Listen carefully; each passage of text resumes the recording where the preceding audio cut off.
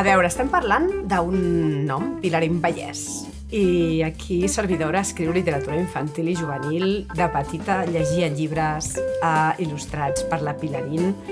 Per tant, ostres, és una oportunitat fantàstica de contribuir en aquesta iniciativa.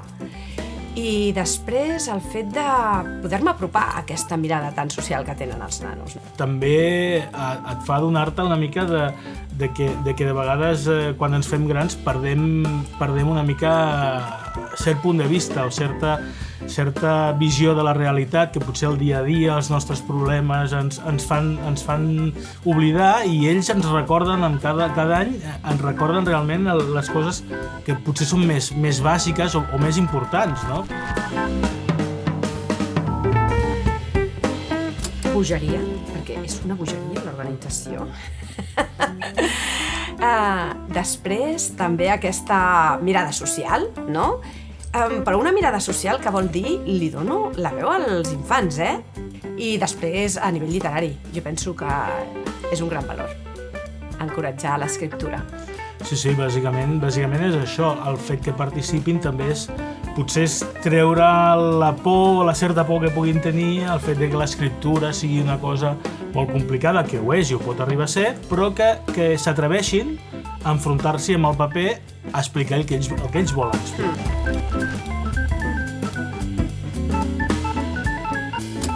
Aquesta mirada fresca i desacomplexada, ja ho sabem, no? Els infants, quan una cosa no els agrada, te la diuen, s'aixequen i se'n van. I si no els agrada, et diuen això és una porqueria, I això es denota en els contes.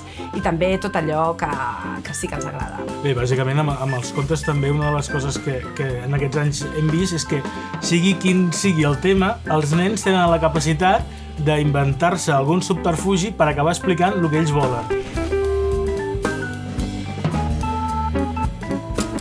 No he fet el càlcul, realment, però ben bé, alguns milers sí que són, Sí.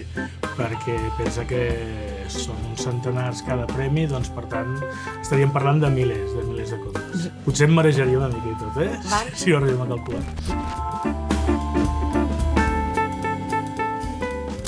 Aportant el mateix que aporta ara, com a mínim, no? Segurament amb novetats o amb canvis que tinguin a veure potser més amb la tecnologia o amb... Doncs farem així i apareixerà la Pilarín.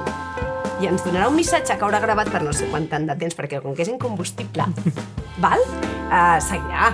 La humanitat necessitem explicar-nos històries i els infants necessiten explicar-nos les seves històries, i la literatura